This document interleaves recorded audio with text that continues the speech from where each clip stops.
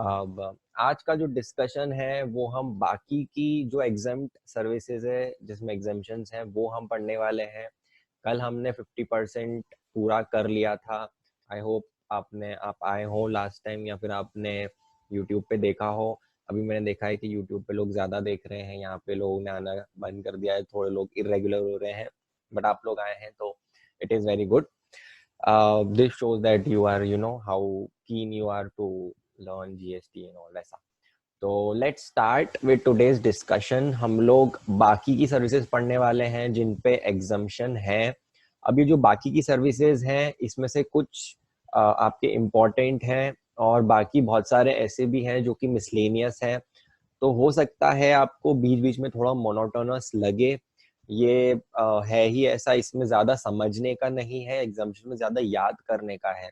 और दिक्कत किस चीज में आती है कि एग्जाम में आपको याद नहीं आता है कि ये whether this service is exempt और नॉट. तो उसके लिए आपको ये करना है कि आपको ज्यादा याद करने की ट्राई नहीं करनी, बट इसको बार बार पढ़ना है. बार बार पढ़ोगे ना तो एक पॉइंट ऑफ टाइम पे आपको वो आपके दिमाग में वो फिट होता रहेगा. और जब वहां पर आएगा तब आपको क्लिक होना चाहिए, आपको क्लिक होना चाहिए कि हाँ ये मैंने कहीं पे पढ़ा है एग्जाम्शन में, और आपको वो सही कर देंगे.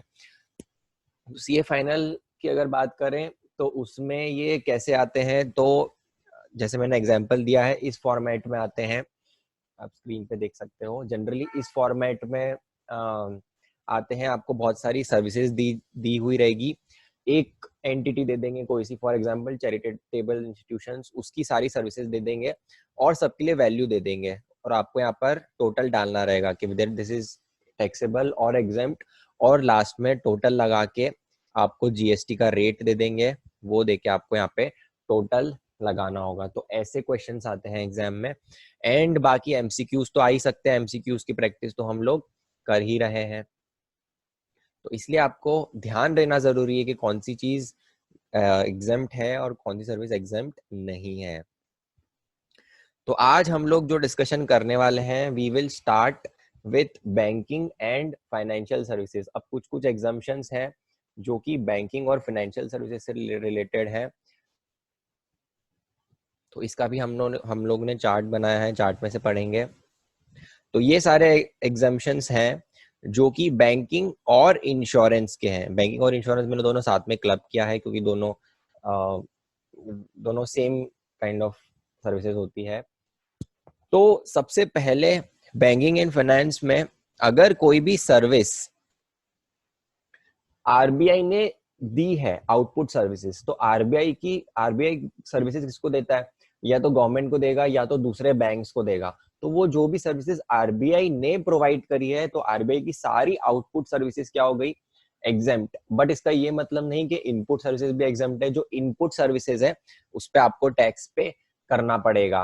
मतलब आरबीआई उस पर मतलब जो भी उसको सर्विस प्रोवाइड कर रहा है आरबीआई को, उसको टैक्स पे करना पड़ेगा. तो ध्यान रखना, आरबीआई की सारी आउटपुट सर्विसेज एग्जाम्प्ट है, बट इनपुट सर्विसेज पे उसको टैक्स पे करना पड़ता है. टैक्स उससे जो सर्विस प्रोवाइडर है वो वसूल करते हैं. देन अगर लोन या डिपॉजिट दिया है या फिर डिपॉजिट लिया है, उस पे अगर कोई भी आप कंसिडरेशन दे रहे हो इन फॉर्म ऑफ इंटरेस्ट या डिस्काउंट. इंटरेस्ट कैसे? आपने लोन लिया, बैंक ऑफ इंडिया से हाउसिंग लोन लिया, उस पे आप इंटरेस्ट पे कर रहे हो, तो इंटरेस्ट पे कोई जीएसटी नहीं है. या फिर डिस्काउंटिंग, आपने अगर आपके पास किसी का बिल पड़ा हुआ है, आपने वो बिल किसी बैंक से जाके डिस्काउंट करवा लिया, तो discount is as good as interest only. तो इसको बोलते डिस्काउंट है, बट वो होता क्या है? मनी यूज करने के लिए जो आप पे कर रहे हो वही होता है. तो उस केस में भी जो आपका इंटरेस्ट या डिस्काउंट अमाउंट है उस पे जीएसटी नहीं लगेगा, वो क्या है? एग्जेम्प्ट. बट अगर कुछ डॉक्यूमेंटेशन फीस है या फिर लेट फीस है तो उस पे जीएसटी पे करना पड़ेगा. तो इंटरेस्ट का कोई एलिमेंट है तो उस पे जीएसटी नहीं लगेगा, वो एग्जेम्प्ट है. बट अगर कुछ फीस है, डॉक्यूमेंटेशन चार्जेस या लेट फीस के नाम से भी अगर कुछ, जैसे क्रेडिट कार्ड में होता है, अगर आपने पेमेंट टाइम से नहीं किया तो आपको पर डे बेसिस पे लेट फीस लगती है, उस पे जीएसटी लगेगा. Then foreign currency conversion between banks and dealers. तो हमने क्या देखा था? सबसे पहले हमने देखा था कि जो करेंसी है, money is not you know money is not included in goods और उसका अगर ट्रांजेक्शन हो रहा है तो उस पे जीएसटी नहीं लगता है। बट अगर कोई फॉरेक्स डीलर आपको सर्विसेज दे रहा है कन्वर्ट करने की, तो उसका जो कमीशन है उस पे जीएसटी लगता है। अब यहाँ पर क्या है कि अगर एक फॉरेक्स डीलर दूसरे फॉरेक्स डीलर से या फिर एक फॉरेक्स डीलर दूसरे बैंक से कुछ ट्रांजेक्शन कर रहा है, उसमें जो कमीशन है वो एग्जेम्प्ट है, उस पे जीएसटी नहीं लगता है। देन बिजनेस करेस्पॉन्डेंट और बिजनेस फैसिलिटेटर के बारे में हमने रिवर्स चार्ज में भी पढ़ा था। वो क्या होते हैं? वो लोग होते हैं, वो एजेंट्स होते हैं जो कि बैंक के लिए कस्टमर्स अक्वायर करते हैं। अब अगर उन्होंने कोई कस्टमर्स अक्वायर करे हैं जिनके लिए उनको कमीशन मिल रहा है, जो कि रूरल एरिया में है, जो कस्टमर्स हैं वो कहाँ पर है? रूरल अकाउंट्स खुलवाए हैं रूरल एरिया में। तो गवर्नमेंट यही चाहती है कि फाइनेंशियल इंक्लूजन हो, जो भी रूरल एरियाज में है वो लोग भी सब बैंकिंग सिस्टम में आए। इसीलिए गवर्नमेंट ने ये एग्जाम्पशन दिया है कि अगर रूरल एरिया में अगर किसी बिजनेस करेस्पॉन्डेंट या बिजनेस फैसिलिटेटर ने अकाउंट खुलवाया है, उसके लिए उसको कुछ कमीशन मिल रहा है, तो वो एग्जाम्प्ट है। या फिर अगर बिजनेस करेस्पॉन्डेंट या बिजनेस फैसिलिटेटर ने अपना कुछ पोर्शन ऑफ वर्क किसी को आउटसोर्स किया है, इंटरमीडियरी वर्क रूरल एरिया के लिए, और उस पे कुछ कमीशन पे किया है, तो वो भी क्या हो जाएगा? जीएसटी से एग्जेम्प्ट हो जाएगा। देन आप जब शॉपिंग करने जाते हो तो आप कार्ड स्वाइप करते हो, तो उस कार्ड पे भी जो शॉपकीपर है उसको कुछ ट्रांजैक्शन चार्ज पे करना पड़ता है। आपको अगर ध्यान हो तो पहले ऐसा भी होता था कि आप कभी शॉप पे जाते थे तो वो बोलते थे अगर आप कार्ड से पे करोगे तो हम ज्यादा 2% 5% ज्यादा चार्जेस लेंगे। वो इसलिए क्योंकि उन शॉपकीपर्स को जो उनका बैंक है जिन्होंने वो मशीन दी है उनको भी ट्रांजैक्शन चार्जेस पे करने पड़ते हैं। अब इसमें एग्जाम्पशन क्या है? अगर वो ट्रांजैक्शन आपने जो ट्रांजैक्शन किया वो 2000 तक है, तो उस पे जो भी ट्रांजैक्शन चार्ज है उस पे जीएसटी नहीं लगेगा, राइट? देन ये है आपका इंटरनेशनल फाइनेंशियल सर्विस सेंटर। तो बहुत सारे एसईजेड होते हैं, एसईजेड के अंदर इंटरनेशनल मतलब फॉरेक्स डीलर्स होते हैं जो कि सर्विसेज किसको देते हैं? वहां के इंडिया के लोगों को भी देते हैं और बाहर के लोगों को भी देते हैं, अगर उनको कुछ भी पेमेंट करना रहता है तो वैसा।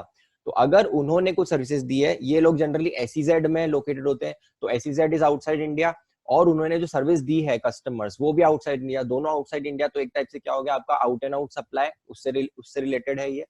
तो इसीलिए गवर्नमेंट कभी भी नहीं चाहती है कि जो हमारे टैक्सेस हैं, अच्छा ये बेसिक प्रिंसिपल है, मैं आपको एक बार वापस बता दूं कि हम लोग हमेशा ये चाहते हैं कि हमारे जो टैक्सेस हैं वो एक्सपोर्ट नहीं होने चाहिए।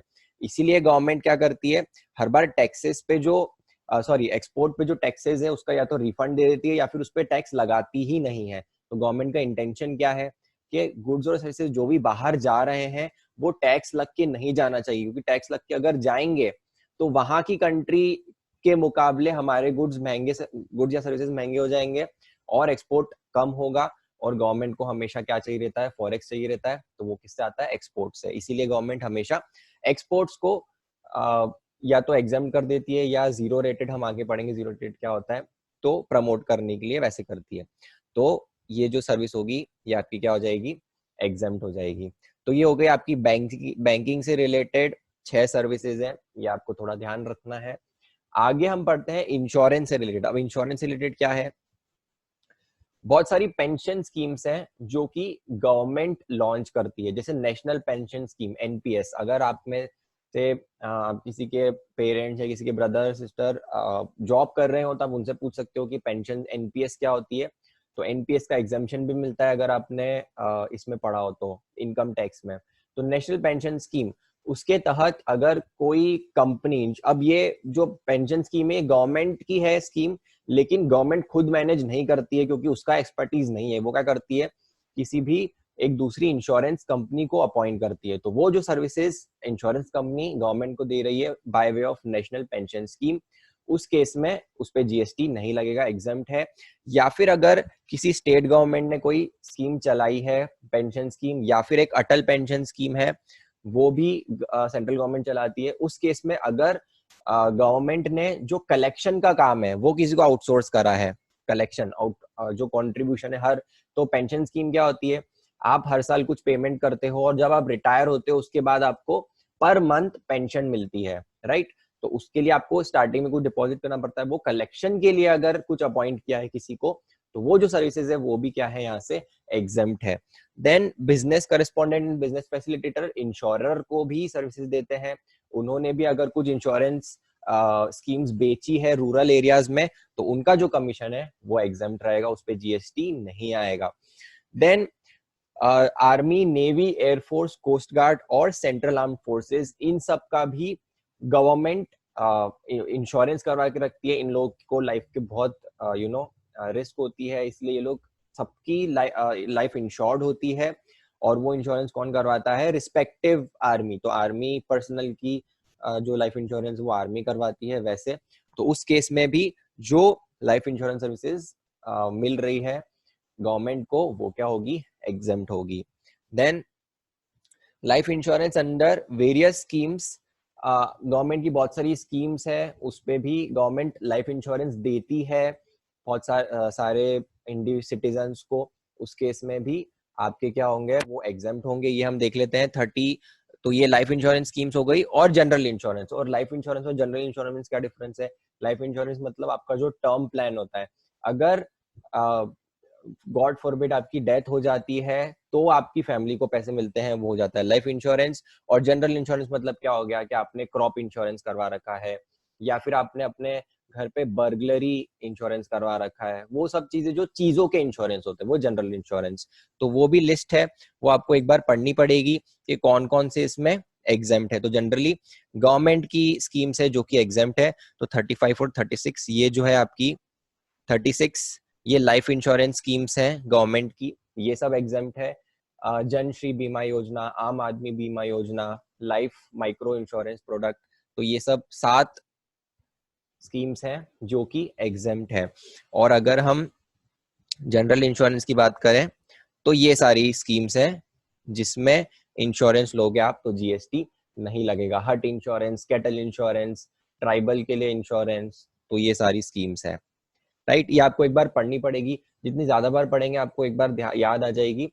वहां पे बस आपको इतना क्लिक होना चाहिए कि हाँ ये एंट्री वहां पर थी या नहीं थी। आपको ये सब एकदम याद नहीं करनी है कि कौन सी थी, मतलब कितनी है, सबको एक वर्ड बाय वर्ड याद नहीं करना है। बस आपको इतना याद आना चाहिए कि वहां पर ये वर्ड दिख जाए तो आपको समझ में आ जाए कि हाँ ये एग्जाम्पशन में था। Then insurance where total premium is paid by government, अगर आपका इंश्योरेंस कभी करवाया है जिसमें पूरी प्रीमियम गवर्नमेंट पे कर रही है तो उसमें भी एग्जाम्पशन है, उस पर भी जीएसटी नहीं लगेगा। तो ये आपके इंश्योरेंस हो गया और बैंकिंग सर्विसेज हो गई। तो बैंकिंग सर्विसेज, इंश्योरेंस हमने कवर कर ली। एक बार ये एमसीक्यूज देख लेते हैं, एमसीक्यूज नहीं एग्जाम्पल। आपको इसका आंसर देना है, मैं एक एक करके पूछता हूं तो आपको बताना है या टैक्सेबल है या exempted. T for taxable, E for exempt. Security services provided to RBI, तो आरबीआई को किसी सिक्योरिटी सर्विस दी है सिक्योरिटी कंपनी ने, तो ये क्या होगी, ये टैक्सेबल होगी। क्योंकि हमने क्या पढ़ा था, अगर आरबीआई कोई सर्विसेज दे रहा है तो ही वो एग्जेम्प्ट होगी, आरबीआई को कोई सर्विसेज मिल रही है तो वो टैक्सेबल होगी। Rental of finance lease which is taken from SBI. अच्छा, अब मैं आपको एक चीज बता दूं, आप आंसर दो उसके पहले।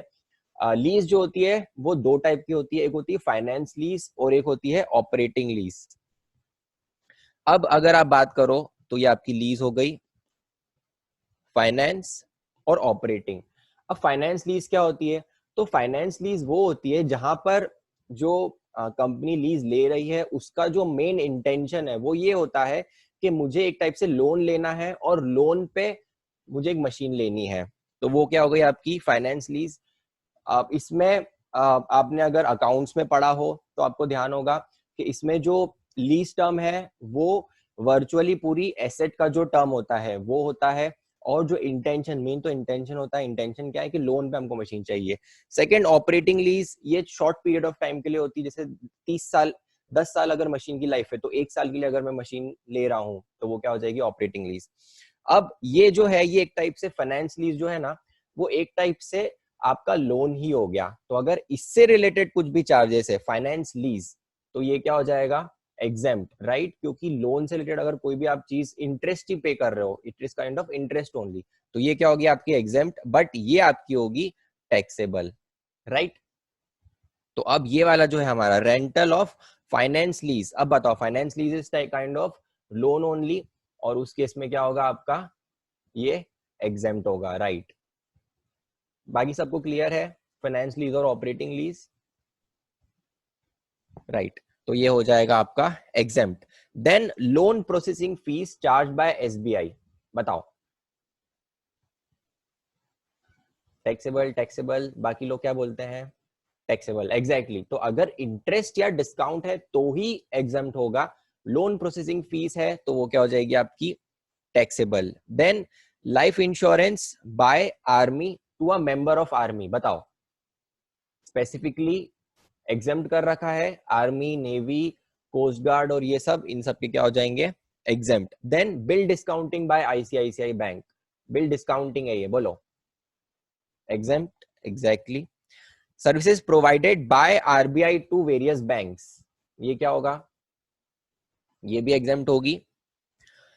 Life insurance provided by government under Pradhan Mantri Jeevan ज्योति बीमा योजना, तो मैं आपको बता दूं ये भी ऊपर एक है, कवर्ड है, ये भी एग्जेम्प्ट है।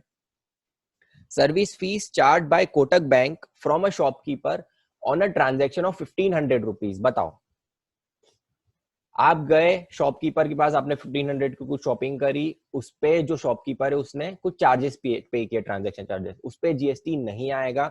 अगर 2000 तक वो चार्जेस है तो क्या है, वो एग्जेम्प्ट है, उस पे जीएसटी नहीं आएगा। अब है services provided bye specified bodies, तो कुछ बॉडीज हैं जो कि नॉन फॉर प्रॉफिट चीजें कर रही है लोगों के लिए, गवर्नमेंट ऑर्गेनाइजेशन भी हो सकती है, तो वो कुछ जो भी स्पेसिफाइड बॉडीज हैं वो कुछ सर्विसेज प्रोवाइड करती, तो वो एग्जाम्प्ट होती, कौन कौन सी, तो एम्प्लॉइज स्टेट इंश्योरेंस कॉर्पोरेशन, इसको शॉर्ट फॉर्म में ईएसआईसी बोलते हैं। तो ये एक टाइप से स्टेट रन होती है और इंश्योरेंस करवाते हैं जो भी वर्कर्स होते हैं उन लोगों का, और सबको कंट्रीब्यूशन देना पड़ता है। तो ये जो भी सर्विसेज प्रोवाइड कर रहे हैं, ईएसआईसी कोई भी सर्विस प्रोवाइड कर रहा है तो वो क्या हो जाएगी, एग्जेम्प्ट। वैसे ही प्रोविडेंट फंड होता है, पीएफ कटता है सबका, जो भी सैलरीड एम्प्लॉइज है, ऑप्शनल होता है, जो जो कि जिनकी सैलरी 1 थ्रेशोल्ड से ज्यादा उनके लिए ऑप्शन होता है, बाकी के लिए ये कंपलसरी भी होता है। तो इस केस में अगर कोई सर्विसेज प्रोवाइड करी है, ईपीएफओ बोलते हैं, एम्प्लॉइज प्रोविडेंट फंड ऑर्गेनाइजेशन, तो उस केस में क्या होगा आपका, जीएसटी एग्जाम्प्ट रहेगा। देन अगर coal mine provident fund organisation ने कोई सर्विसेज दी है, वो भी। नेशनल पेंशन सिस्टम ट्रस्ट, आपकी जो एनपीएस स्कीम है जो रन करता है वो ऑर्गेनाइजेशन है। IRDA, IRDAI, insurance regulatory and development authority of India, ये सारे जो भी, ये एक रेगुलेटरी अथॉरिटी है जो कि इंश्योरेंस कंपनीज को गवर्न करती है, वो कोई भी सर्विसेज देगी तो वो भी एग्जाम्प्ट होगा। और सेबी भी अगर कोई सर्विसेज दे रही है तो वो भी क्या होगी, एग्जाम्प्ट। सेबी किसको सर्विसेज देती है, जनरली गवर्नमेंट को देती है, या फिर किसी भी कंपनीज को देती है, उनसे कुछ फीस चार्ज करती है, तो वो सब क्या होगी, वो सब आपकी होगी एग्जेम्प्ट।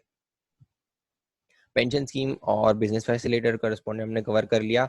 नेक्स्ट है सर्विसेज प्रोवाइडेड टू गवर्नमेंट। अब गवर्नमेंट अभी लास्ट लेक्चर में हमने ऊपर ये पढ़ा था services provided by government, right, ये ऊपर का जो चार्ट था वो हमने लास्ट टाइम पढ़ा था, ये सर्विसेज प्रोवाइडेड बाय गवर्नमेंट। आज हम लोग क्या पढ़ने वाले हैं, अगर आपने सर्विस प्रोवाइड करी है गवर्नमेंट को तो उसमें कुछ एग्जम्पशन है क्या, तो देख लेते हैं।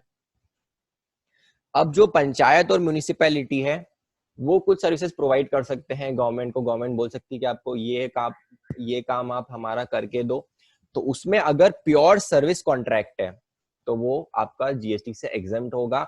या फिर अगर कोई कंपोजिट सप्लाई जिसमें गुड्स और सर्विसेज दोनों है, उस केस में अगर गुड्स का जो पोर्शन है वो अप टू 25% है तो वो भी क्या हो जाएगा, एग्जेम्प्ट। तो अगर म्यूनिसिपैलिटी या पंचायत ने कोई सर्विसेज दी है गवर्नमेंट को, state government, central government, local authority, तीनों आ जाती है, कोई भी सर्विसेज दी है, अगर प्योर सर्विसेज है तो पूरी एग्जेम्प्ट, अगर कंपोजिट सप्लाई है ऑफ गुड्स एंड सर्विसेज तो उसमें जो गुड्स का पोर्शन है वो अप टू 25,000 है तो वो क्या होगा, एग्जेम्प्ट।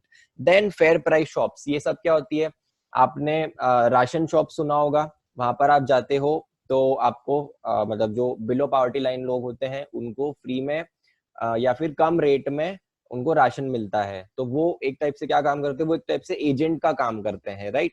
तो उनको उसमें जो भी कमीशन मिलता है उस पे जीएसटी नहीं लगता है। देन जीएसटी नेटवर्क, जो आपका पोर्टल है, पोर्टल कौन मैनेज करता है, तो एक कंपनी है जीएसटी नेटवर्क करके, जो कि मेंटेन करती है। उसमें दोनों दोनों की कंपनी है वो, उसमें सेंट्रल गवर्नमेंट का भी शेयर है, स्टेट गवर्नमेंट्स का भी शेयर है। तो वो अगर कोई भी सर्विस प्रोवाइड कर रही है इन दोनों गवर्नमेंट्स को, तो उस पर भी टैक्स जो है जीएसटी वो एग्जेम्प्ट है। देन अगर कोई भी ट्रेनिंग प्रोग्राम है जिसका पूरा खर्चा किसने बियर करा है, गवर्नमेंट ने, कोई सी भी गवर्नमेंट ने, तो वो भी आपकी क्या हो जाएगी, एग्जेम्प्ट। और हमने एक ये ऊपर भी जा रहा है, हमने ऊपर पढ़ लिया था, अगर कोई इंश्योरेंस सर्विस है जिसमें पूरी प्रीमियम कौन पे कर रही है, गवर्नमेंट, तो उस केस में भी आपको एग्जम्पशन है, जीएसटी नहीं लगेगा। तो ये आपकी services provided to the government पूरी कंप्लीट हो गई। ये देख लेते हैं क्वेश्चन इसके। Fees charge by ESIC employ state insurance corporation to its members, बताओ ये टैक्सेबल होगी कि एग्जेम्प्ट होगी, एग्जेम्प्ट, राइट। ईएसआईसी स्पेसिफिकली दे रखा है कि ये आपकी होगी एग्जेम्प्ट।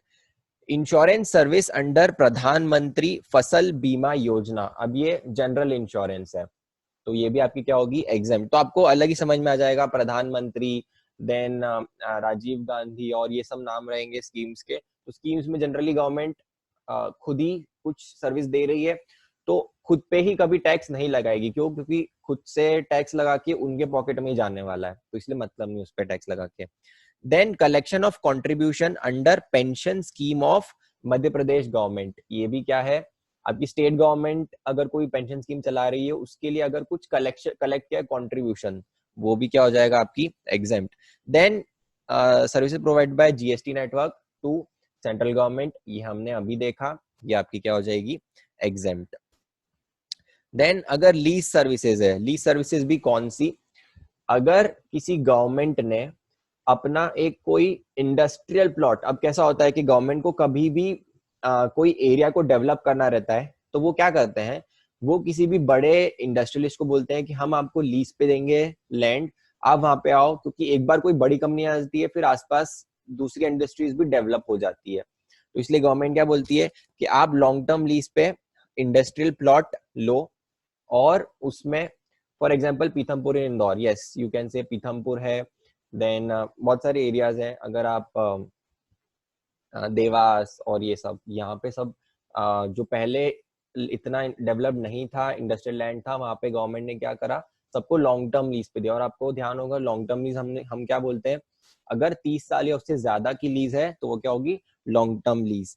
तो अगर गवर्नमेंट ने या फिर गवर्नमेंट की एंटिटी ने कुछ लीज पे दी है कुछ land for long term lease, तो उस केस में भी जो अपफ्रंट अमाउंट है, प्रीमियम, सलामी, कॉस्ट, जो भी उसको बोलते हैं, वो जो इंडस्ट्रियलिस्ट ने पे करी है उस पे एग्जम्पशन है, उस पे जीएसटी पे नहीं करना है।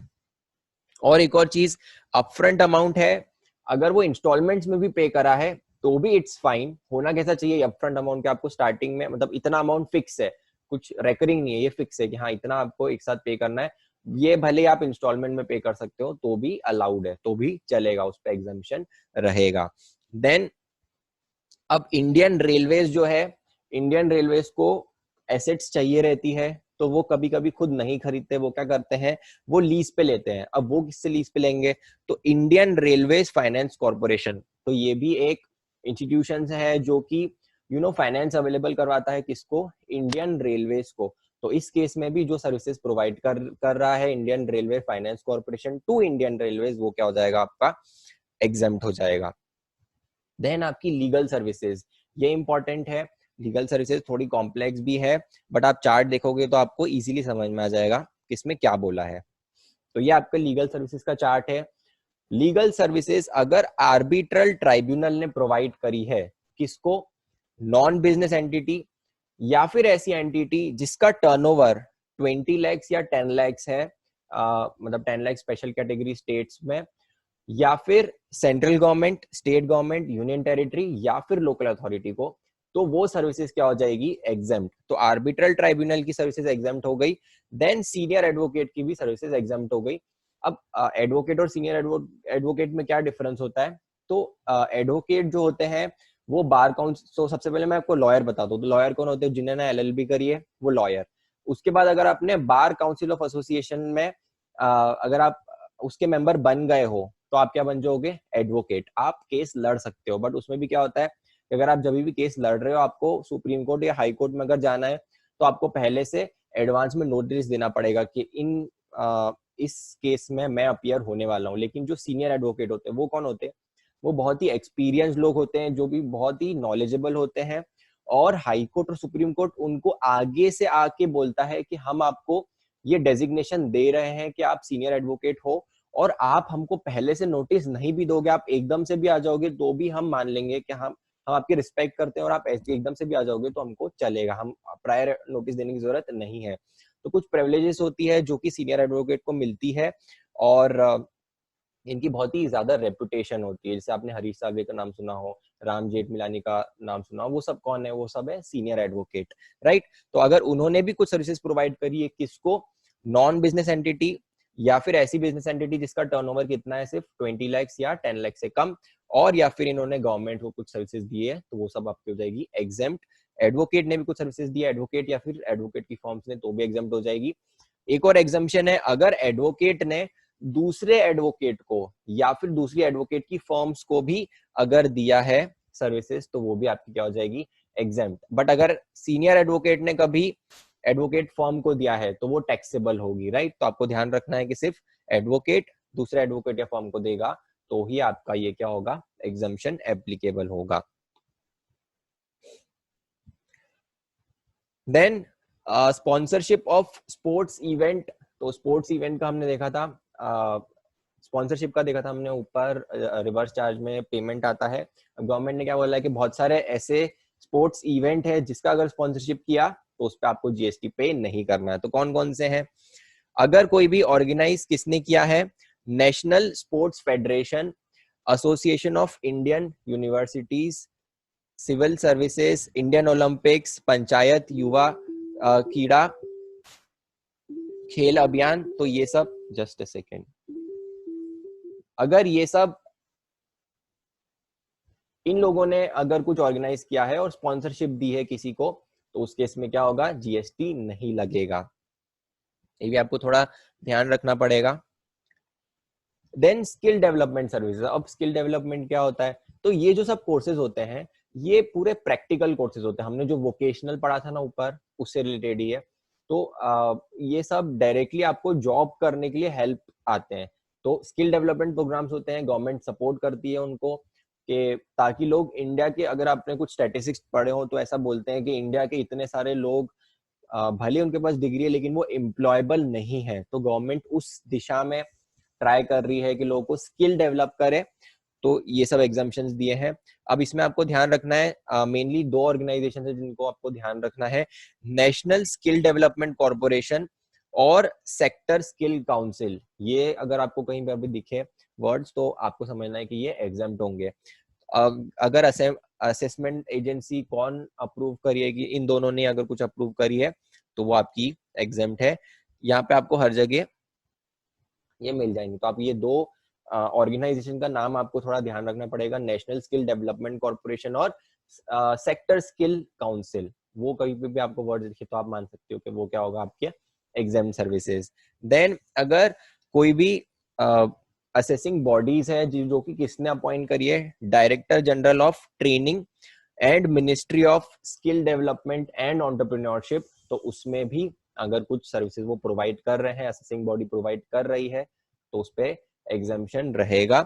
और एक और स्कीम आपको ध्यान रखनी है, दीनदयाल उपाध्याय ग्रामीण कौशल्य योजना। इसके तहत भी अगर गवर्नमेंट ने आपको कुछ सर्विसेज दी है, ट्रेनिंग्स दी है, नहीं सॉरी, अगर किसी ट्रेनिंग प्रोवाइडर ने इसके तहत सर्विसेज दी है तो वो भी क्या हो जाएगी? आपकी एग्जेम्प्ट हो जाएगी। अब ये इंपॉर्टेंट है, परफॉर्मेंस बाय एन आर्टिस्ट। अगर किसी आर्टिस्ट ने परफॉर्मेंस दी है किस चीज की? फोक और classical art forms of music, dance या थिएटर, राइट। तो म्यूजिक और डांस आपको पता है, थिएटर मतलब ड्रामा। जिसकी जो एक टाइप जो और उसके लिए परफॉर्मेंस के लिए जो उसने चार्ज किया है, if it is not more than 1,50,000, तो 1,50,000 तक अगर उस आर्टिस्ट ने अपनी परफॉर्मेंस के लिए आपको चार्ज किया है, तो वो वाली जो परफॉर्मेंस है, वो जो 1.5 लाख रुपए है, वो क्या हो जाएंगे आपके, एग्जाम्प्ट हो जाएंगे, उस पर टैक्स नहीं लगेगा। आपको उसमें क्या क्या चीज भी ध्यान रखनी है कि सिर्फ फोक या क्लासिकल आर्ट फॉर्म होना चाहिए, म्यूजिक, डांस और थिएटर से रिलेटेड ही होना चाहिए।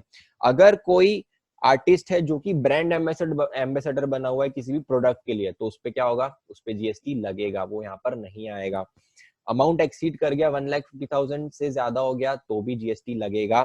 अगर वेस्टर्न आर्ट फॉर्म है, या फिर मॉडर्न थिएटर है, या फिर फिल्म या किसी भी सीरीज में किसी ने काम किया है, अनुष्का शर्मा ने का अगर कोई एक्टिंग करी है, तो वो सब क्या हो जाएगी आपकी, वो सब टैक्सेबल हो गई।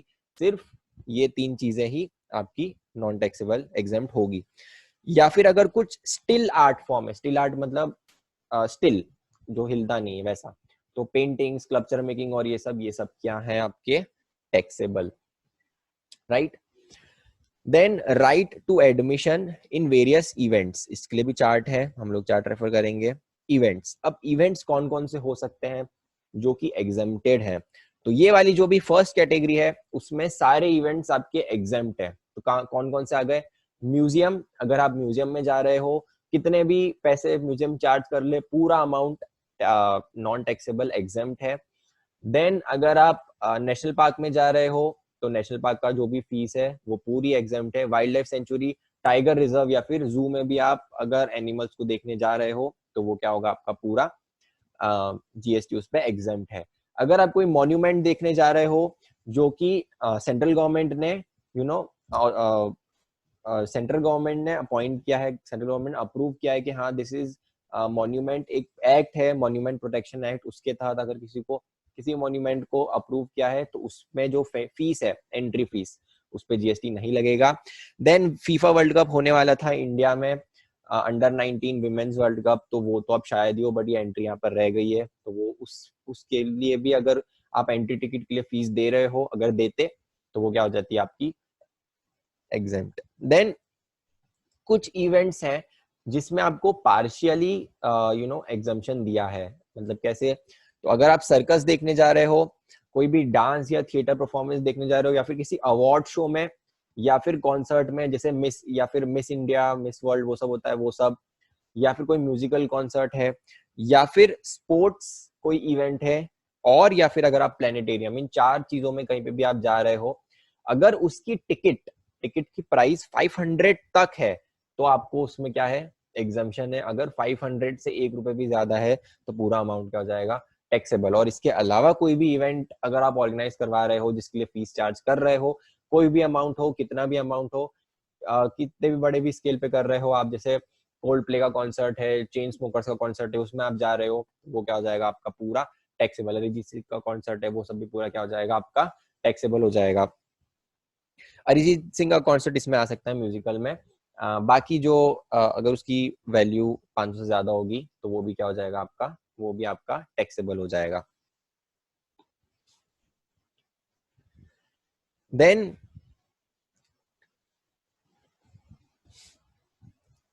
एग्जाम्पल्स कर लेते हैं। अगर आपको नींद आ रही हो तो आप वापस से उठ जाइए, हम लोग एग्जाम्पल्स कर रहे हैं। अब आपका मौका आया है, आपको भी पार्टिसिपेट करना है। Services by a senior advocate to a registered business entity having taxable turnover of 1 crore rupees, बताओ टैक्सेबल होगी, राइट। अगर उसका टर्नओवर 20 लाख से 10 लाख से कम होता, तो ही एक सर्विसेज क्या होती, एग्जेम्प्ट, इस केस में टैक्सेबल होगी। Sponsorship of sporting events organised by panchayat युवा क्रीड़ा और खेल अभियान स्कीम, तो ये आपकी क्या हो जाएगी एग्जाम। गवर्नमेंट खुद की स्कीम पे ही कभी टैक्स नहीं लगाती है।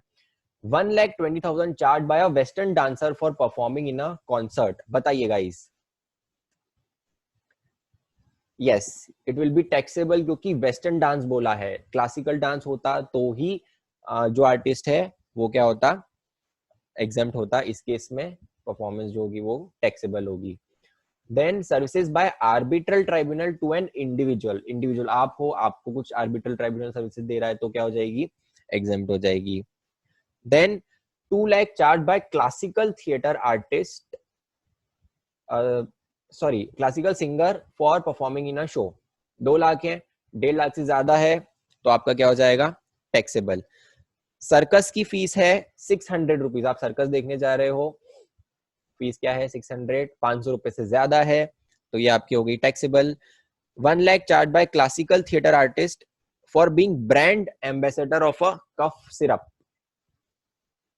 अब कभी भी ब्रांड एम्बेसडर है तो आप परफॉर्मेंस, लाइव परफॉर्मेंस दे रहे हो क्या, नहीं, आप कैसे आओगे, आप एड में आओगे और एड में कभी भी आओगे तो उस पर टैक्स लगेगा, लाइव परफॉर्मेंस पे ही एग्जम्पशन है। Entry in a wild life sanctuary जिसमें एंट्रेंस फीस है 1000 रुपीज, 500 से ज्यादा है, बोलो। अब कुछ लोग इसमें फंसे हैं, 500 से ज्यादा है लेकिन वाइल्ड लाइफ सेंचुरी है, तो wild life sanctuary, national park, museum, वो कितना भी चार्ज कर सकते हैं, उस पर टैक्स नहीं आएगा, ये आपका एग्जम्प्ट होगा। एक बार वापस से आपको दिखा देता हूं, ये वाली जो सर्विसेज है इसमें जो भी चार्ज हो सारे हमेशा एग्जम्प्ट रहेंगे। Wild life sanctuary, national park, government चाहती है कि लोग वहां पर जाएं, देखें, टाइगर्स को देखें और उनके मन में अवेयरनेस जागे कि हाँ टाइगर्स बहुत कम बचे हैं, तो ये आपका क्या हो जाएगा, एग्जेम्प्ट। अब ये इंपॉर्टेंट है, services by an in unincorporated body और अ नॉन प्रॉफिट एंटिटी। तो अगर कभी भी कोई, अब ये बॉडी कौन कौन सी हो सकती है, ट्रेड यूनियन हो सकती है, रेसिडेंशियल हाउसिंग कॉम्प्लेक्स सोसाइटी, तो जो आप जब आप अगर बिल्डिंग में रहते हो तो वहां पर एक सोसाइटी होती है, कोऑपरेटिव सोसाइटी, वो आपसे पर मंथ कुछ मेंटेनेंस चार्ज लेती है, राइट। तो अब कब वो मेंटेनेंस एग्जेम्प्ट होगा, कब उस पर टैक्स पे करना पड़ेगा, तो गवर्नमेंट ने क्या बोला है, अगर वो 7500 पर मंथ तक है, अगर वो अमाउंट कितना है 7500 पर मंथ, तो वो आपका होगा एग्जेम्प्ट। अगर 7500 पर मंथ, पर मेंबर भी बोला है, पर मंथ पर मेंबर से ज्यादा है तो वो क्या होगा आपका, टैक्सेबल, राइट। बट अगर आप समझो, अगर एक सोसाइटी है जिसमें 7500, फॉर एग्जांपल अपन 7500 से ज्यादा ले लेते हैं, अगर 10,000 है, राइट, और 10,000 पर मंथ हो गया तो साल का कितना हो गया, 1,20,000 पर मेंबर। और अगर उस सोसाइटी में सिर्फ 10 ही मेंबर हैं, अगर सिर्फ 10 ही मेंबर है तो पूरा कोऑपरेटिव सोसाइटी का टर्नओवर कितना हो गया, 12 लाख, राइट।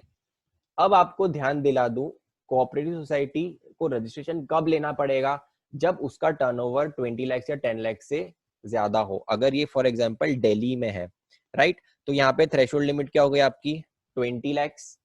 अब ये 12 लाख उससे कम है, राइट, तो इस केस में कोऑपरेटिव सोसाइटी को रजिस्ट्रेशन लेना पड़ेगा क्या, नहीं, नहीं लेना पड़ेगा क्योंकि उसका टर्नओवर 20 लाख से कम है। तो इस केस में जो सर्विसेज प्रोवाइड कर रहा है कोऑपरेटिव सोसाइटी, वो क्या हो जाएगी आपकी, एग्जेम्प्ट। तो आपको क्या ध्यान रखना है कि अगर 7500 से कम है तो भी एग्जेम्प्ट है, और अगर 7500 से ज्यादा है तो आपको वापस क्या देखना पड़ेगा कि पूरा कोऑपरेटिव सोसाइटी का टर्नओवर कितना है, अगर वो 20 लाख या 10 लाख से कम है तो भी आपका एग्जेम्प्ट हो जाएगा। तो ये वाली टेबल में पूरा आंसर, सारे आंसर छुपे हुए हैं।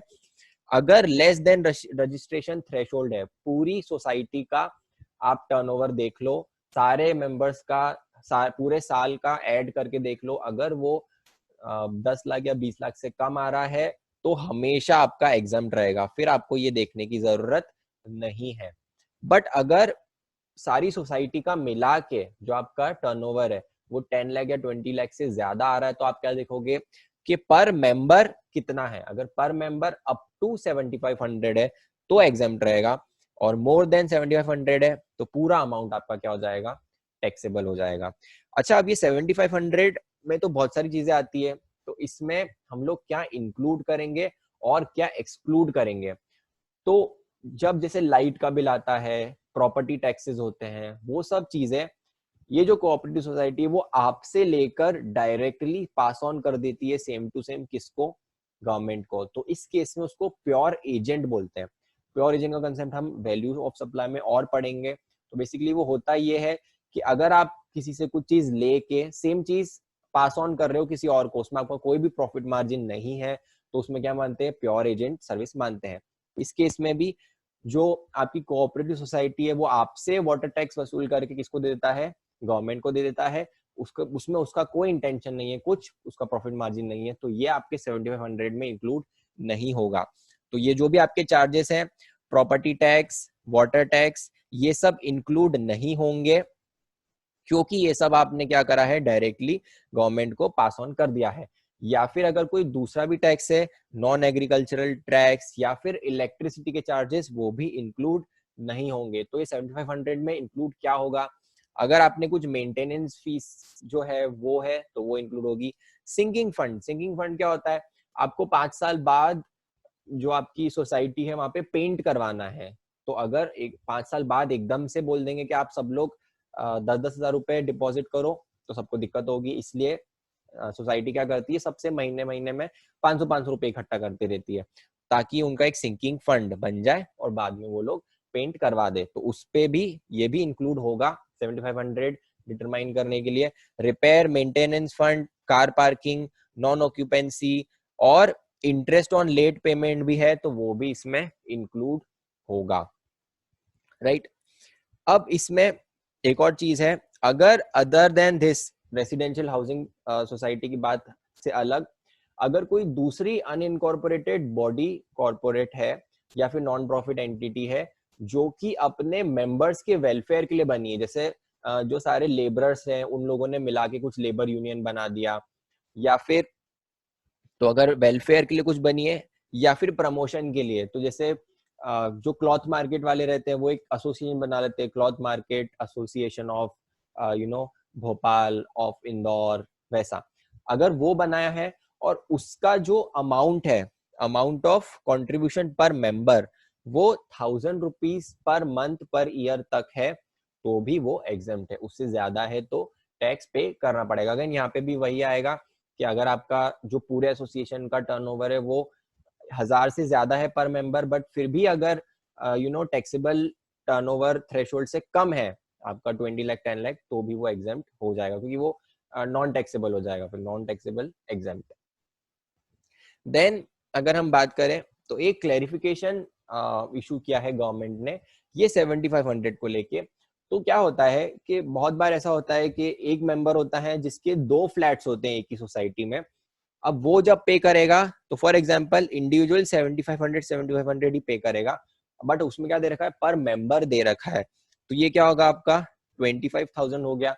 तो क्या अब इस पे टैक्स, सॉरी 15,000 हो गया, तो क्या अब इस पे टैक्स पे करना पड़ेगा? तो गवर्नमेंट ने बोला है कि नहीं, अगर 2 फ्लैट है तो हम ये मानेंगे कि उसमें जो मेंबर है वो भले एक मेंबर का हो, लेकिन हम ये मानेंगे कि दोनों अलग अलग मेंबर्स का है, तो इसमें आपको जीएसटी पे करने की जरूरत नहीं है, आप ये एग्जेम्पशन का बेनिफिट उठा सकते हो। ये यहाँ पर क्लैरिफिकेशन में लिखा हुआ है।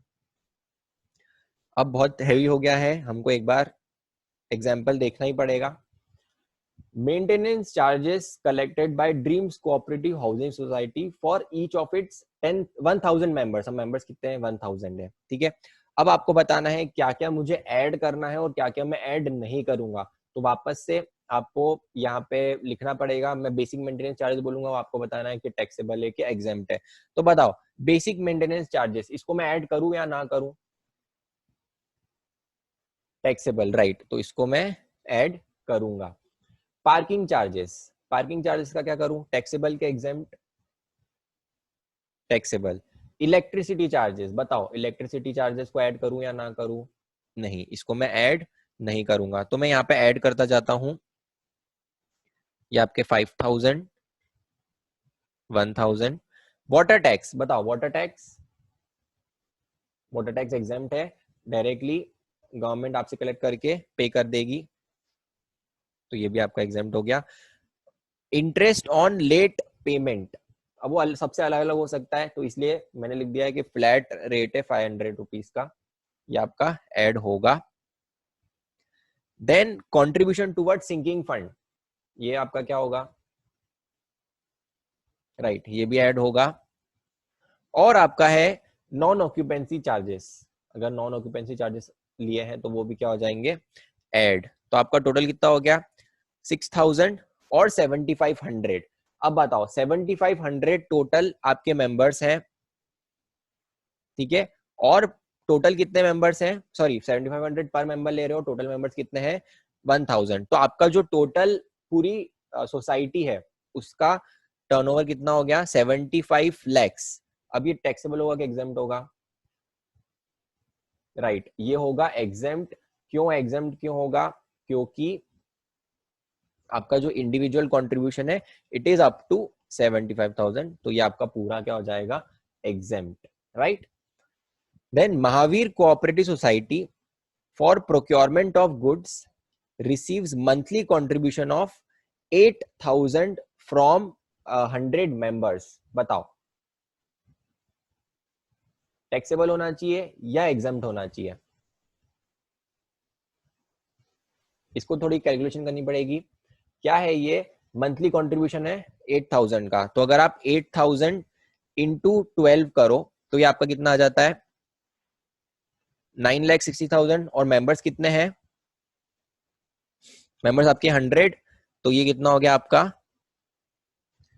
थ्रेशोल्ड, टैक्सेबल थ्रेशोल्ड से ज्यादा हो गया, तो टैक्सेबल थ्रेशोल्ड से भी ज्यादा हो गया, और मंथली कंट्रीब्यूशन भी आपका कितना है 7500 से ज्यादा है, तो ये आपका क्या हो जाएगा टैक्सेबल, ये 96,000 होगा, बट फिर भी अगर आप 100 ऐड करोगे तो ये कितना हो जाएगा 96 lakhs हो जाएगा, तो टैक्सेबल रहेगा। Then UP trade organisation collects 800 as yearly membership fees from its members. बताओ ये ट्रेड ऑर्गेनाइजेशन है, 800 रुपए पर ईयर ले रहे हैं। अब इसमें जो लिमिट है वो क्या है 1000 रुपीज की लिमिट है, तो अगर आप 800 रुपए ले रहे हो तो it is fine, it will be exempt. Then golden cooperative society receives a monthly maintenance charge of 10,000 per month, 10,000 per month है, ठीक है। उसमें आपके जो क्या क्या है 2000 प्रॉपर्टी टैक्स है और वाटर टैक्स है, इलेक्ट्रिसिटी है, और 500 जो है वो पार्किंग चार्जेस है। तो अगर इसका अपन बाइफर्केशन करें तो 10,000 में से 2,000 जो है वो प्रॉपर्टी टैक्स है, और 500 जो है वो आपका है पार्किंग, और बाकी के जो बचे हुए वो क्या हो जाएगा वो मेंटेनेंस है, राइट। अब बताओ ये टैक्सेबल होगा या एग्जेम्प्ट होगा,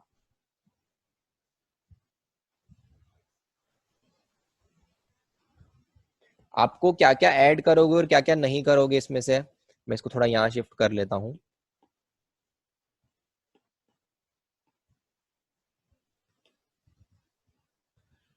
देखो आपको ये तो ऐड करना ही पड़ेगा, ये मेंटेनेंस चार्जेस है, राइट।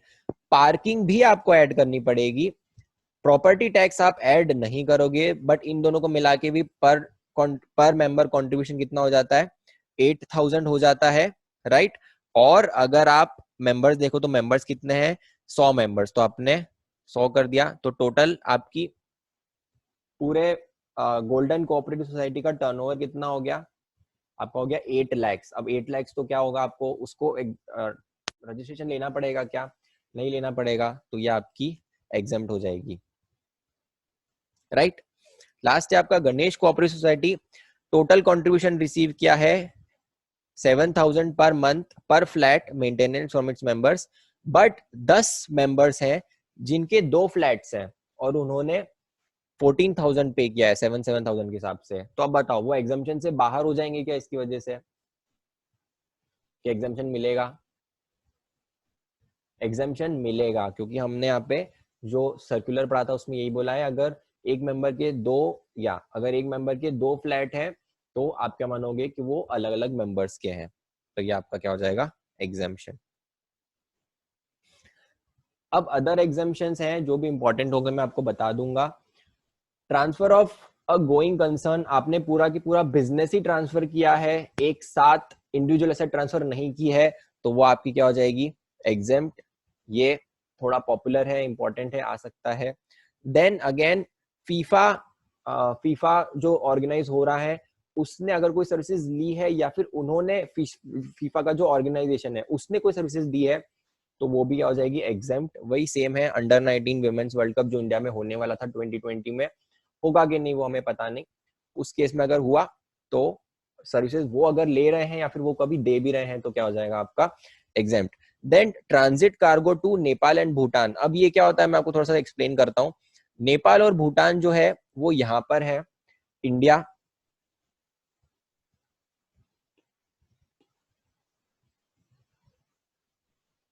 ये इंडिया है, यहाँ पर नेपाल और भूटान है, और यहाँ पर वाटर है। तो कभी भी नेपाल और भूटान में किसी को इंपोर्ट करना पड़ता है तो उसके लिए जो गुड्स हैं वो कोलकाता आते हैं पहले वेसल से, और कोलकाता से फिर वो ट्रांसशिप होते हैं by way of road to Nepal and Bhutan. तो गवर्नमेंट ने क्या बोला कि ये जो भी गुड्स आ रहे हैं इन पे अगर कोई भी सर्विसेज हो रही है, जो सर्विसेज है रोड का ट्रांसपोर्टेशन सर्विसेज है, तो ये भी जो भी है इस पे जो टैक्स नहीं लगना चाहिए वो टैक्स दूसरी कंट्री में नहीं जाना चाहिए। तो इसलिए गवर्नमेंट ने क्या बोला कि अगर आप इन गुड्स पे कोई भी सर्विसेज दे रहे हो, ट्रांसपोर्टेशन सर्विसेज, जो कि गुड्स डेस्टिन्ड कहाँ के लिए है, नेपाल और भूटान के लिए है, तो उस पे आपको एग्जम्पशन है। तो ये आपका transit cargo to Nepal and Bhutan में एग्जम्पशन है। फिर अगर आपने किसी को रहने के लिए अपना घर दिया है रेंट पे तो उस पे जीएसटी नहीं लगेगा। आप कभी भी होटल में रुकने जा रहे हो, होटल का जो रेंट है वो अगर, होटल का जो फेयर है, अकोमोडेशन चार्जेस है, वो अगर 10,000 सॉरी 1,000 तक है तो उस पे भी 1,000 पर डे है तो आपको उस पे जीएसटी पे नहीं करना है, उस पे एग्जम्पशन है। देन अगर आपने कुछ चीज इंपोर्ट करी है या एक्सपोर्ट करी है बाय वे ऑफ प्लेन, तो आपने क्या करा, कुछ एक्सपोर्ट किया या कुछ इंपोर्ट किया बाय वे ऑफ एयर, तो उसके लिए आपको फेयर पे करना पड़ेगा। उसके लिए जो ट्रांसपोर्टेशन के चार्जेस हैं, तो एयर के केस में इंपोर्ट और एक्सपोर्ट दोनों फेयर, एक्सपोर्ट फेयर और इंपोर्ट फेयर दोनों क्या है, एग्जेम्प्ट है। और अगर आप वेसल की बात करो तो वेसल में जो एक्सपोर्ट फ्रेट है वो एग्जेम्प्ट है, बट जो इंपोर्ट फेयर है, इंपोर्ट फेयर है वो टैक्सेबल है। अब आपको इसमें याद आना चाहिए कि हमने रिवर्स चार्ज में पढ़ा था कि अगर कभी आपने कुछ चीज इंपोर्ट करी है, आप इंपोर्टर है और आप पेमेंट कर रहे हो किसी को, किसको, एक वेसल ओनर को, किसके लिए, फेयर के लिए, तो वो आपको रिवर्स चार्ज पे पे करना पड़ता है, राइट। तो ये रिवर्स चार्ज पे पेमेंट है। एक बार वापस बता दूं, अगर आपने कुछ चीज एक्सपोर्ट करी है उसके लिए आप एयर फेयर दे रहे हो तो वो एग्जेम्प्ट है।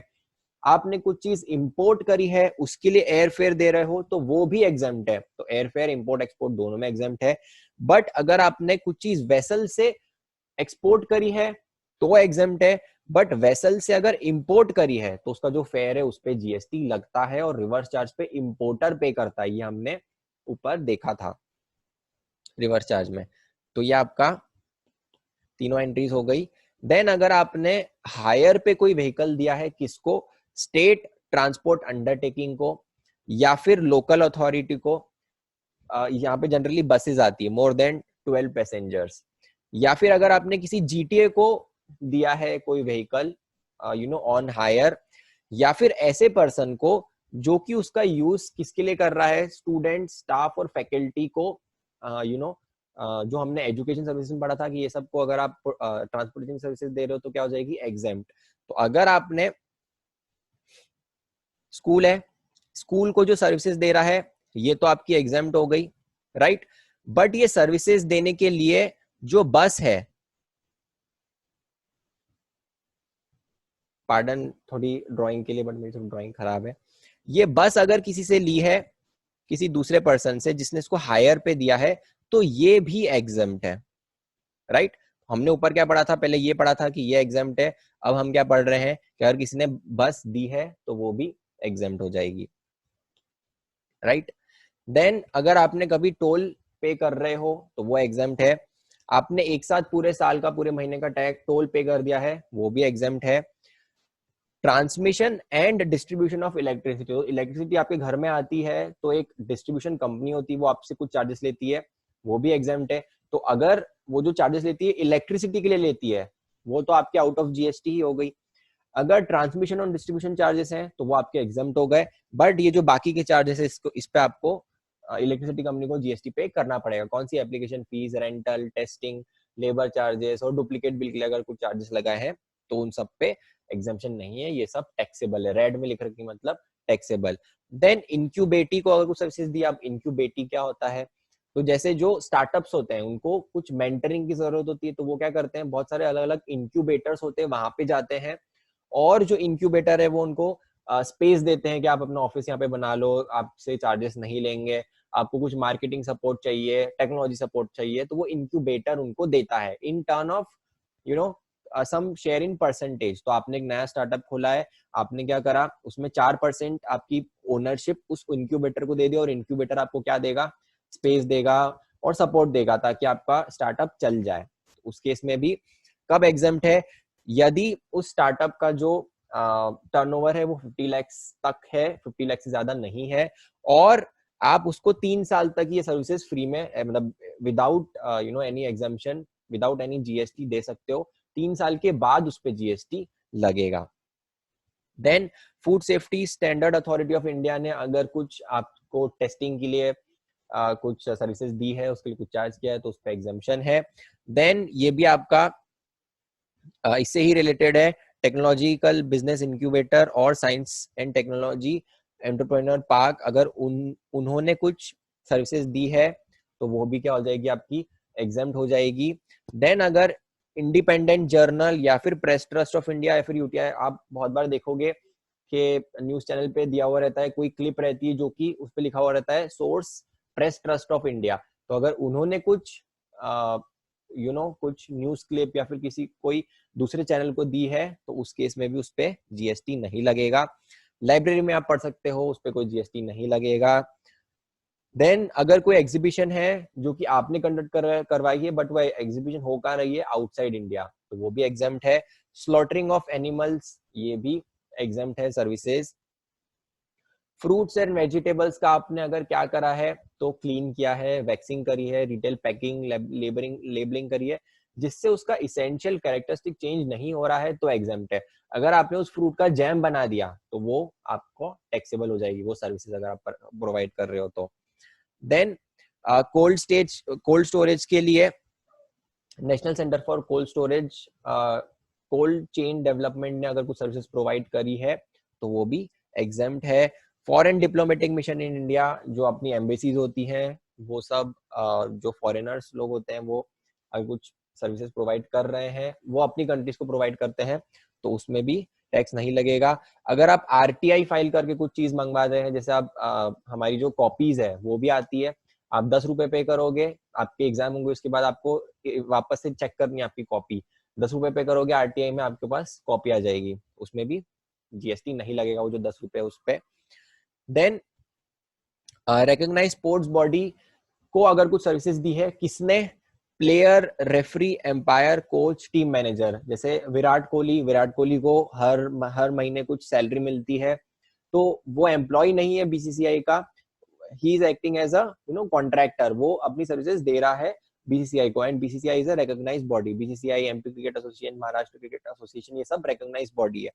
तो ये जो सारे रेफरी, एम्पायर, कोच और इन सब ने भी कुछ सर्विसेज दी है, तो क्या हो जाएगी, एग्जेम्प्ट। या फिर एक बॉडी, एक रिकॉग्नाइज्ड स्पोर्ट्स बॉडी ने दूसरी रिकॉग्नाइज्ड स्पोर्ट्स बॉडी को भी कुछ सर्विसेज दी है, तो वो भी हो जाएगी एग्जेम्प्ट। बट किस किस पे टैक्सेबल टैक्स लगेगा, सिलेक्टर हो, कमेंटेटर हो, क्यूरेटर्स हो या फिर टेक्निकल एक्सपर्ट्स हो, तो वो सब क्या हो जाएगा, आपके टैक्सेबल हो जाएंगे।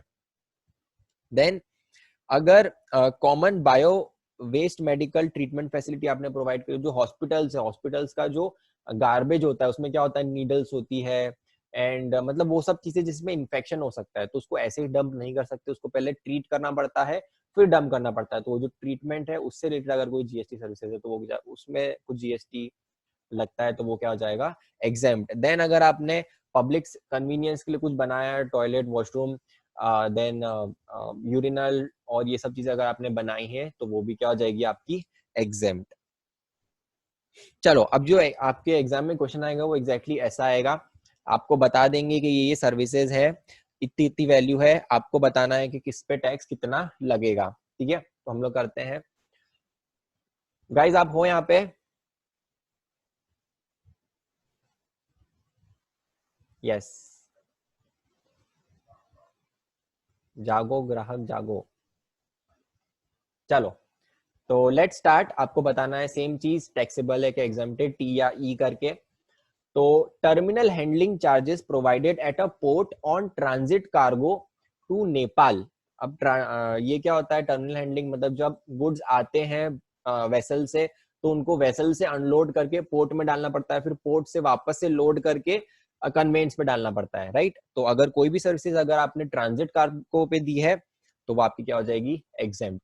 Rent collected from residents of a colony developed by IRB infra. IRB infra बहुत बड़ी कंपनी है, महाराष्ट्र में इनके बहुत सारे प्रोजेक्ट्स हैं। ये क्या हो जाएगा, रेसिडेंशियल ड्वेलिंग के लिए आपने कुछ दिया है तो क्या हो जाएगा ये आपका exempt. Toll charges collected from Mumbai Pune highway. Mumbai Pune में हाईवे पे जाते हो आप, बहुत सारा टोल पे करना पड़ता है, उस पे भी जीएसटी नहीं लगता है। तो मैं यहाँ पे वैल्यू ऐड कर देता हूँ, ये आपकी 10,000 आ गई यहाँ पे, सॉरी 10 lakhs है, 5 lakhs, 20 lakhs. Then sale of subsidiary having rental business to another infrastructure company. आपने पूरी एक सब्सिडियरी ही बेच दी है, पूरा बिजनेस ही बेच दिया है, तो ये क्या हो जाएगा, ये भी एग्जेम्प्ट है। इंडिविजुअल एसेट बेचोगे तो टैक्स लगेगा, पूरा की पूरा बिजनेस ही बेच दिया तो टैक्स नहीं लगेगा। Charges receive from renting empty properties at OYO. आपका जो रेंट है वो कितना है, 900 पर डे। तो आपको यहाँ पे क्या ध्यान देना है कि अगर 1000 तक है तो वो एग्जेम्प्ट है। कंस्ट्रक्शन सर्विस दी है किसने, महाराष्ट्र गवर्नमेंट को, और उसमें जो सर्विस की वैल्यू है यहाँ पे लिखना पड़ेगा कि म्यूनिसिपैलिटी ने दी है ये सर्विसेज, और वो जो सर्विस की वैल्यू है that is 25% of contract value. बताओ, यहाँ पे कुछ कुछ लोग अटके हैं, इसलिए अटके हैं क्योंकि वहां पर क्या है, दो सर्विसेज है जो कि एग्जेम्प्ट है। एक तो प्योर सर्विस और ऐसा कंपोजिट सप्लाई जिसमें मैक्सिमम 25% गुड्स हो। अगर 25% गुड्स से 1% भी ज्यादा है तो वो टैक्सेबल है। यहाँ पे आप देखोगे तो क्या है, 25% क्या है, सर्विस है, मतलब गुड्स कितना होंगे, 75%। तो राइट, तो गुड्स 75% हो गए तो ये आपकी क्या हो जाएगी, टैक्सेबल हो जाएगी, राइट। आगे बढ़ते हैं। ये जो सारी सर्विस हमने पढ़ी वो कौन सी है, जो कि सीजीएसटी में भी टैक्सेबल एग्जेम्प्ट है और आईजीएसटी में भी एग्जेम्प्ट है। अब कुछ सर्विसेज कैसी है जिन पे हमेशा सिर्फ इंटर स्टेट ही लगता है टैक्स, जिसपे हमेशा आईजीएसटी ही लगता है, इसलिए वो आईजीएसटी में एग्जेम्प्ट है। तो वो देख लेते हैं हम कैसी क्या है। अगर आपने कोई भी सर्विस इंपोर्ट करी, ये वाला जो पूरा एंट्री है पूरी इंपोर्ट के लिए है। अगर आपने सर्विस इंपोर्ट करी है तो किसने इंपोर्ट करी है, अगर कोई भी गवर्नमेंट ने करी है इंपोर्ट, किस चीज के लिए, other than business purpose, business के अलावा कोई पर्पस के लिए अगर कोई सर्विसेज गवर्नमेंट ने इंपोर्ट करी है तो उस पे एग्जेम्पशन है, उस पे जीएसटी नहीं लगेगा। देन अगर कोई रजिस्टर्ड ट्रस्ट है जिसने सर्विस इंपोर्ट करी है for the purpose of charitable activities तो उस पे भी टैक्स नहीं लगेगा। देन आपको ध्यान हो तो अगर कॉलेज एजुकेशनल जर्नल या पीरियोडिकल्स को सब्सक्राइब करता है तो वो भी एग्जामिशन में था। अब अगर उन्होंने कहीं से इंपोर्ट भी करा है वो सर्विस तो यहाँ पर वो भी एग्जाम्प्ट है। तो आपने ऑनलाइन एजुकेशनल जर्नल या या पीरियोडिकल इंडिया से ली है या इंडिया के बाहर से ली है, दोनों आपकी क्या हो गई, एग्जाम्प्ट। बट ये जो एग्जाम्पशन है ये दो सर्विसेज पे नहीं लगेगा। कौन सी सर्विस, तो ये जो हमने एग्जाम्पशन देखे ना, ए और बी, ये किस पे नहीं लगेगा, ए और बी, ये इन दोनों सर्विसेज पे नहीं लगेगा। कौन सी सर्विस है, अगर आपने ऑइडार सर्विस ली है, online information and database access and retrieval, OIDAR, ये सर्विसेज ली है, भले ही गवर्नमेंट ने ली हो, भले ही टैक्सेबल ये ट्रस्ट ने ली हो, उस पे आपको टैक्स पे करना पड़ेगा। रेड में लिखा है मतलब टैक्स पे करना पड़ेगा। देन अगर आपने कुछ इंपोर्ट किया है और उसके लिए इंपोर्ट फ्रेट किया है वेसल ओनर को, राइट, तो उस केस में भी आपको टैक्स पे करना पड़ेगा, ये एग्जाम्पशन उसमें भी एप्लीकेबल नहीं है। Then services received by RBI, अगर आरबीआई ने रिसीव करी कौन सी services, management of foreign exchange. वापस याद दिला दूं, आरबीआई को सर्विसेज दे रहा है तो एग्जाम्प्ट है, बट आरबीआई ने अगर सर्विसेज ली है किसी से तो उस पर जनरली जीएसटी पे करना पड़ता है। बट अब क्या बोला, अगर इंपोर्ट करी है आरबीआई ने सर्विसेज कौन सी, फॉरेन एक्सचेंज मैनेजमेंट से रिलेटेड, तो उस पे जीएसटी नहीं लगेगा।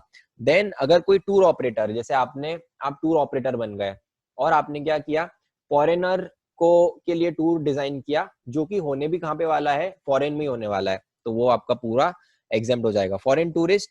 और जो टूर है वो कहाँ होने वाला है, outside India. Then establishment of a person in India to establishment outside India. अब ये क्या होता है मैं आपको बताता हूँ एक बार।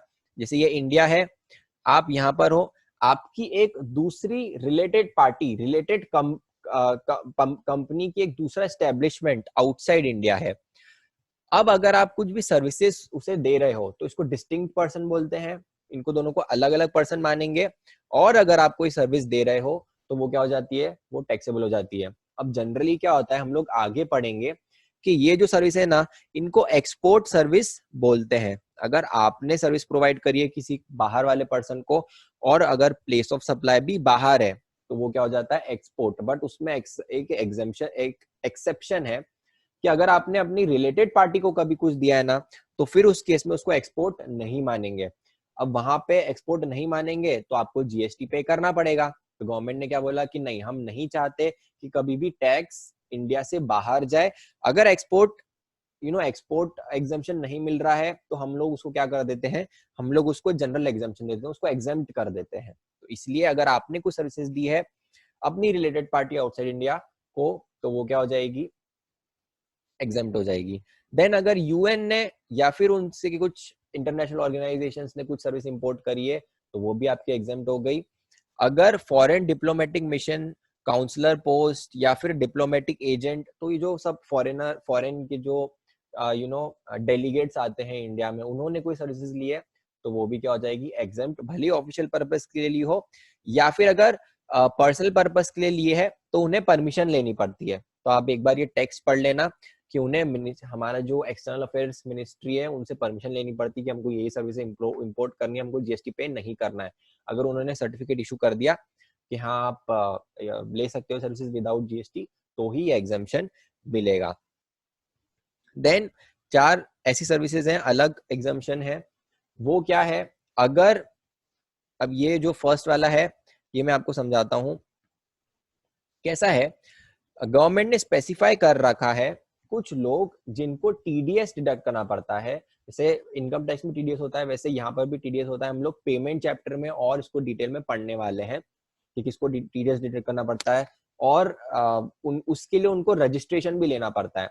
तो अब कैसा है, अगर आप उस सेक्शन में फॉल हो गए कि आपको टीडीएस डिडक्ट करना है, तो क्या करना पड़ेगा, आपको उसकी वजह से रजिस्ट्रेशन भी लेना पड़ेगा, राइट।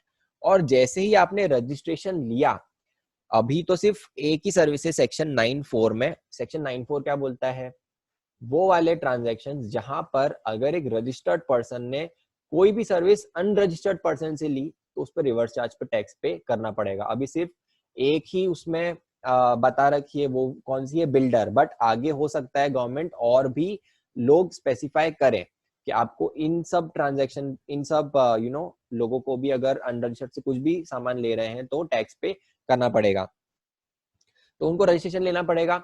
अब जैसे ही उन्होंने रजिस्ट्रेशन लिया, वो 9(4) में फंस गए। उन्होंने रजिस्ट्रेशन लिया काहे के लिए, सिर्फ टीडीएस डिडक्ट करने के लिए, बट क्योंकि वो रजिस्टर हो गए हैं, अब 9(4) क्या बोलेगा, अगर आपने जो भी सप्लाई लिया है अनरजिस्टर्ड से, उसके लिए आप उस पर जीएसटी पे करो। तो गवर्नमेंट ने क्या बोला कि अगर आपने जो रजिस्ट्रेशन लिया है वो सिर्फ टीडीएस डिडक्ट करने के लिए ही लिया है, सिर्फ किसके लिए लिया है, टीडीएस डिडक्ट करने के लिए, आपकी अदरवाइज कोई लायबिलिटी नहीं थी रजिस्ट्रेशन लेने की, सिर्फ टीडीएस के लिए किया है, तो आपको इस पे जो भी आप सर्विसेज अगर ले रहे हो किसी अनरजिस्टर्ड से भी, तो आपको वो एग्जाम्प्ट है, उस पे आपको रिवर्स चार्ज पे टैक्स पे करने की जरूरत नहीं है। ये हो गया। देन अगर आपने कुछ सर्विसेज इंपोर्ट करी है, किसने, या तो एसईजेड यूनिट ने या फिर एसईजेड डेवलपर में, तो एसईजेड को हमेशा हम क्या मानते हैं कि it is not in India, it is a part outside India. तो आउटसाइड इंडिया से अगर कुछ सर्विसेज आई है आउटसाइड इंडिया, तो हम उसको एग्जम्प्ट करेंगे, उस पर कुछ टैक्स नहीं लगेगा। देन ये हमने पढ़ा था central government share of profit petroleum. Profit petroleum हमने उसमें पढ़ा था कि वो एग्जम्प्ट होता है, और कॉस्ट पेट्रोलियम क्या है, वो जीएसटी से बाहर है। Then double IGST on import of goods. अब इसके समझाने के लिए मुझे आपको थोड़ा सा कस्टम्स में लेके जाना पड़ेगा। तो कैसा होता है कि जैसे फॉर एग्जांपल आप इंडिया में हो, आपने एक वॉच की फॉर एग्जांपल डिस्ट्रीब्यूटरशिप ली, आपने केसीओ वॉच की डिस्ट्रीब्यूटरशिप ले ली, राइट। अब बाहर से केसीओ फॉर एग्जांपल स्विट्जरलैंड से आपकी वॉचेज आ रही है, राइट। अब ये जो वॉच है, हर वॉच की जो वैल्यू है ना, फॉर एग्जांपल वो है 10,000 रुपीज, उसकी वैल्यू कितनी है 10,000 रुपीज। आपके पास वॉचेज आ रही है केसीओ की। अब स्विट्जरलैंड में जो केसीओ कंपनी है वो क्या बोलती है कि आप हमें ये 10,000 रुपीज पूरे मत पे करो, आप हमें सिर्फ अभी 8,000 ही पे करो। अभी जब आप इंपोर्ट कर रहे हो तो कितना पे करोगे 8,000। जब ये वॉच आप बेच दो, जब आप ये वॉच बेच दोगे तो बाकी के जो 2,000 रुपए है एज रॉयल्टी हमें आप पे कर देना बाद में जब ये बिक जाए। ये अरेंजमेंट एक्चुअली होते हैं और ये जो अमाउंट है ये भी इनफैक्ट इससे ज्यादा भी होता है कभी कभी, तो 20% से ज्यादा भी हो सकता है। तो अभी क्या बोला केसीओ ने कि आप जब अभी हमको ये 1,000 रुपए अभी मत दो, 10,000 रुपए अभी मत दो, अभी जब इंपोर्ट कर रहे हो तो कितना दोगे सिर्फ 8,000। 2,000 रुपए कब दोगे बाद में जब आपकी ये जो वॉच है बिक जाए, राइट।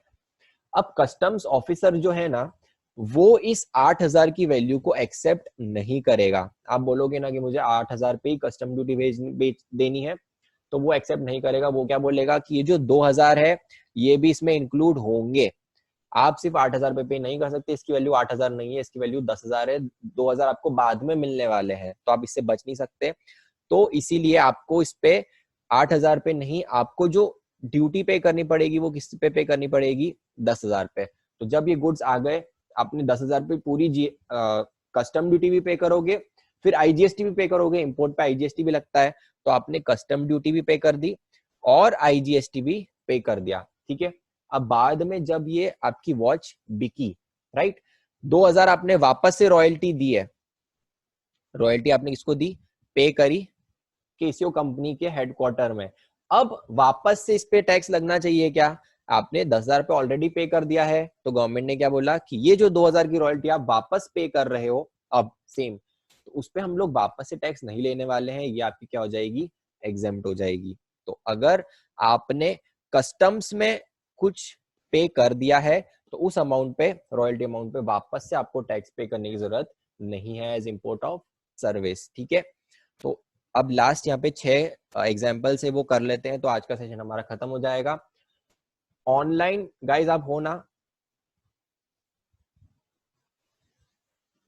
यस, ओके चलो। Online periodical subscription by an institute providing vocational education course. बताओ ऑनलाइन पीरियोडिकल लिया है किसने, वोकेशनल एजुकेशन कोर्स ने। तो वापस से याद दिला दूं, एजुकेशनल इंस्टीट्यूशन 3 पार्ट्स में डिवाइडेड है, स्कूल, कॉलेज और वोकेशनल, ओके। तो स्कूल, कॉलेज और वोकेशनल, तो सिर्फ कॉलेज जो है उसके लिए ये वाला एग्जामिशन है ऑनलाइन पीरियोडिकल वाला, ये वाला जो है इस पे जो वोकेशनल है इसको ये एग्जामिशन नहीं है, तो ये आपका हो जाएगा टैक्सेबल होगा, right. Then royalty paid by Rolex India on watches imported from Switzerland, royalty amount पहले इंक्लूड किया था किसमें, जब गुड्स आए थे तब, तो अब वापस से अगर आप रॉयल्टी अमाउंट पे कर रहे हो तो वो क्या हो जाएगा एग्जेम्प्ट हो जाएगा। Then commission paid by software company located in SEZ in Santa Cruz to a company located in Germany. बताओ सेंटा क्रूज में एसीजेड है, एसीजेड में आपने क्या कर रखा है, सर्विस इंपोर्ट करी है, तो वो क्या हो जाएगी एग्जेम्प्ट हो जाएगी। Profit share received by Maharashtra government from Reliance related to crude extraction from Mumbai High, तो ये क्या हो जाएगा प्रॉफिट पेट्रोलियम आपका एग्जेम्प्ट है। Then consultancy services received by government of India from McKinsey headquarters, जो कि कहां पर है न्यूयॉर्क में, मैकेंजी से गवर्नमेंट ने कुछ सर्विसेज ली है। और ये जो सर्विसेज है मैं आपको वापस से एक बार और क्लियर कर दूं कि जो सर्विसेज है ये अदर देन बिजनेस पर्पस है, अगर बिजनेस पर्पस होगी तो उस पर टैक्स लगेगा, अदर देन बिजनेस पर्पस है तो आपकी क्या हो जाएगी exempt. Tour operator services provided by MakeMyTrip to George, जो कि कहाँ घूमने जाता है वो यूएस का है और वो कहाँ घूमने वाला है, वो श्रीलंका जाने वाला है। बताओ, तो फॉरेन ट्रेवलर है और जो उसका टूर है वो भी आउटसाइड इंडिया है, तो ये भी क्या हो जाएगा आपका एग्जेम्प्ट है, राइट। तो गाइस इसी के साथ हमारा एग्जाम्पशन कोऑपरेटिव सोसाइटी का एग्जाम्पल नंबर 4